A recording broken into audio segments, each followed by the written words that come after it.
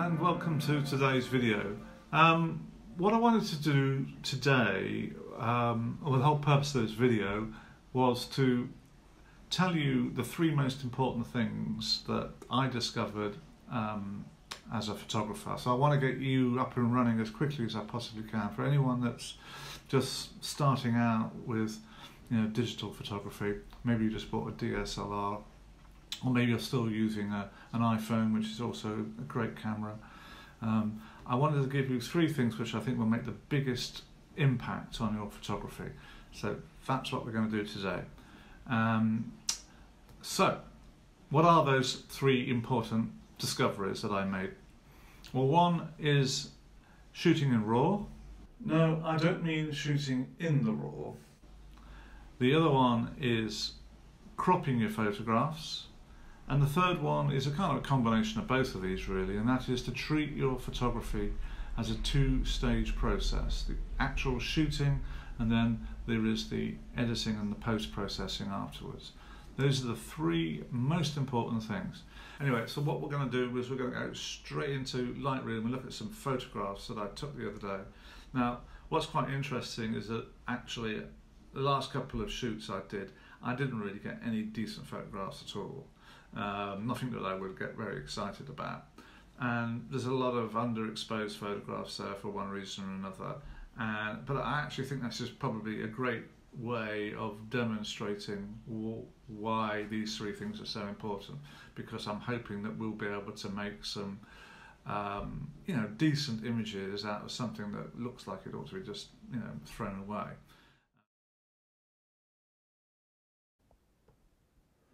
Right, okay, so I've got two pictures here which I've taken both at the same time. One is in RAW, the other one is JPEG, and they're of a high dynamic range kind of setting.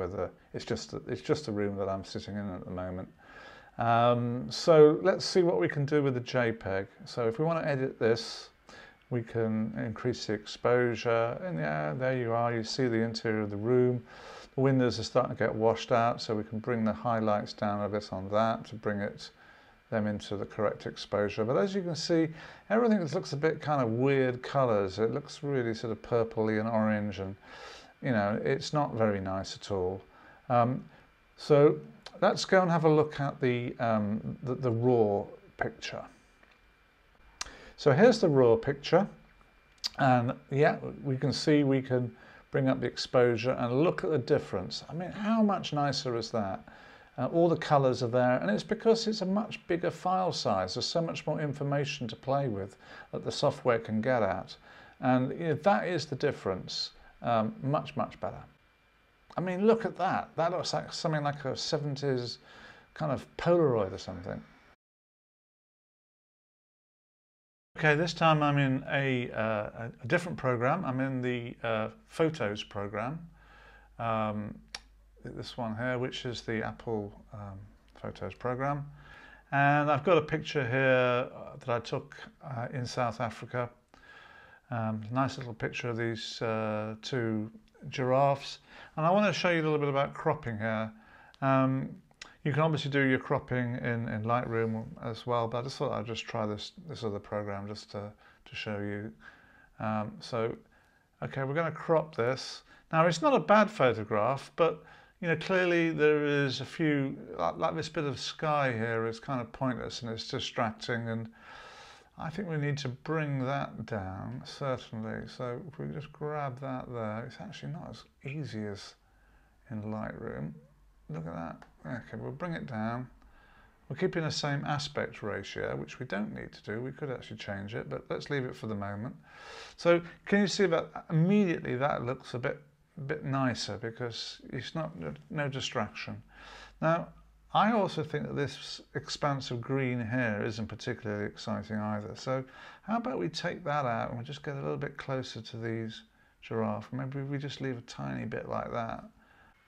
Yeah, you either got to have a little bit more in or get rid of it altogether. Let's try getting rid of it all together. Like that. But somehow, yeah, that is better actually.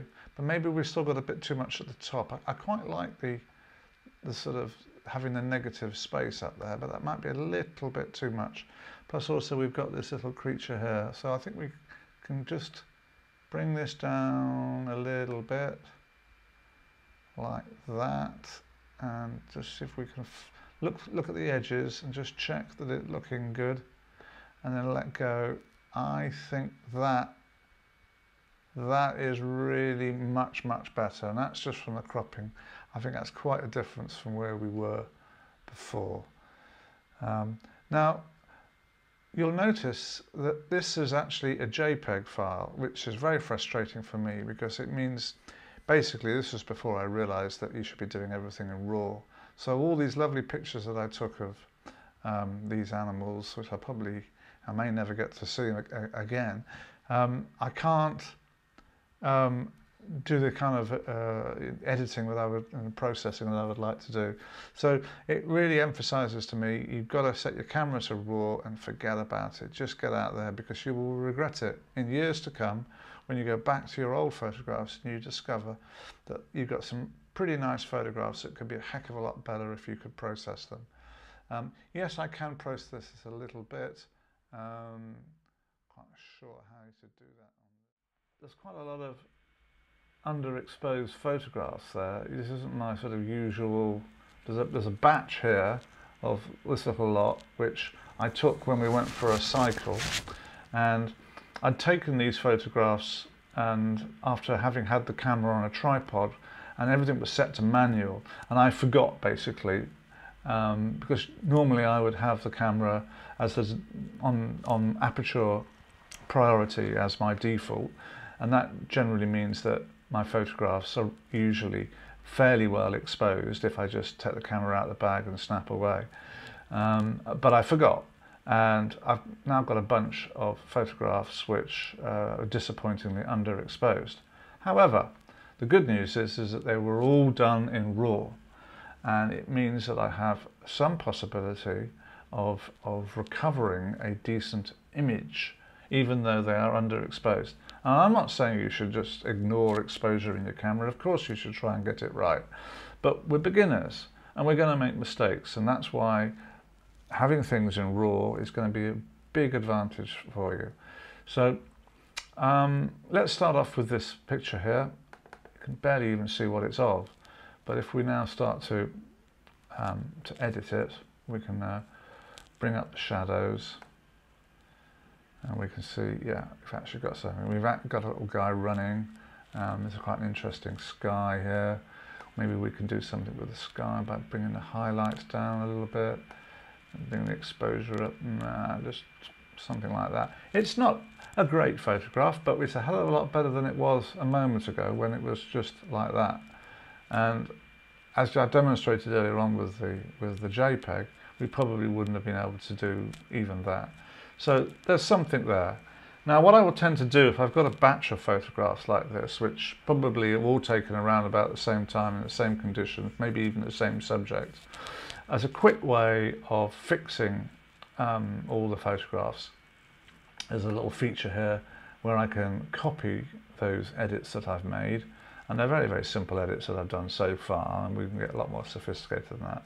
But I'm just going to copy that, and then I'm going to paste it across all of these underexposed photographs, so to about here. So I've selected all of those photographs, and I go up to the top here, I select photo, and I can do paste edit settings, and you'll see that they'll all start to brighten up and look a lot better. So that's a really nice quick way of sorting out, and actually some of these photographs are starting to look like they might be really quite nice. So let's take, for instance, this photograph here, which is of Tanza, which is a village just outside of Oundle. And I've always liked this view because I've often drive down here, and obviously when you're driving you can't take photographs. But this time I was on my bike and I got this lovely, the sun is usually in front of you, and you get these nice sort of clouds, and I like this building. There's something about this particular view I quite like. However, having said that, it's not you know, there's nothing brilliant about this photograph. We've got this sort of exposure quite nice now, even though we've made a mistake out in the field. But we can try cropping it now and seeing if we can get it looking a little bit more interesting, because there's something about this view that I like, but this particular composition doesn't really seem to be working. This kind of stuff here seems to be perhaps I don't know whether we need it. So let's just go to the cropping tool and let's see if we can make it more interesting. Let's just grab this here and bring that across and take that out, and that kind of just simplifies it a little bit. And then maybe we'll do the same on the other side. Maybe that hedge doesn't want to be there. Maybe we're just looking for something like that. Maybe just, we still want the sky because the sky is nice. And that may be slightly better. I think it's a bit crooked, so I'm just going to use this to straighten things a little bit. I've got a feeling that that needs to be, especially when you're doing photographs of buildings, you've got to make sure that things line up nicely. So yeah, I mean, that is now quite nice, and I would probably continue editing this by playing around a little bit. Let's just take that highlight down a little tiny bit. Yeah, now it's a little bit too dark, so maybe we'll just bring the exposure up a bit. Yeah, maybe. We can play with the whites, see what that does. Nothing too much. The blacks, that just brings in a little bit of contrast. Now I often like to go to the effects panel. Dehaze is quite an interesting effect because it just brings in a little bit of punch to the photograph. We don't want too much. And then texture is nice, especially with stonework, because it brings out the detail. You see what's happening there? It makes it slightly artificial, but sometimes I quite like that artificiality. And clarity is a similar tool, and it just sort of brings a little bit of sort of edginess to the image. Maybe that's a little bit too much on the texture. I'll just take it down a little bit. And I think it's also still a little bit dark. So I'm just going to push that exposure up a bit. You can also see from this histogram that the exposure really needs to be moved over to the right a little bit to just, yeah, I think that's a bit better. Although we've got these washed out highlights here. But considering what we started with, which was that, I think we've come quite a long way. And that's because we've shot in RAW and we've done a bit of cropping and a bit of post-processing. In fact, you can see that.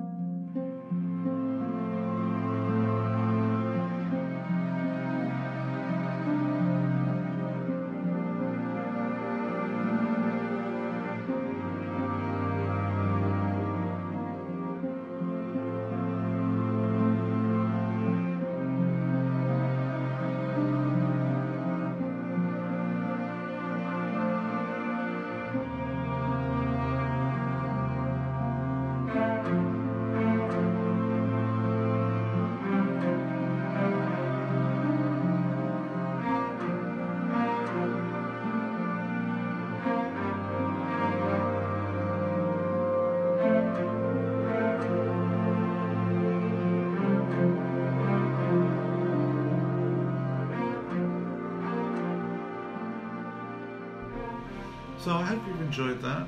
I want to conclude with reminding you what the three things are most important for you to do as a beginner, and that is to shoot in RAW, gives you so much more flexibility. Crop your photographs, particularly if you think you haven't really got it right in camera. And it's very hard to get things right in camera because you're often rushed. You're trying to catch the light, you're messing around with equipment, you've got loads of things to think about, and you just, maybe you just don't get it. I mean, one tip would be to always make sure that you shoot wider than you think you're going to need to, just in case you need that extra subject matter. But But remember that you can crop. And the third thing, of course, is that that whole process of doing it, post-processing, is very important, because it will give you the opportunity to turn your images into something much, much better. And also it gives you a chance to really reflect on what you've done, because if you just take a photograph and then forget about it, well, then you've learnt nothing. You've got to study it, you've got to analyse what's good about it, what's not good about it, and what you can do about it in the future. Okay, right, thanks very much. If you've enjoyed this, please like the video, it means a lot to me, and subscribe to the channel for more videos like this. Thanks very much. Goodbye.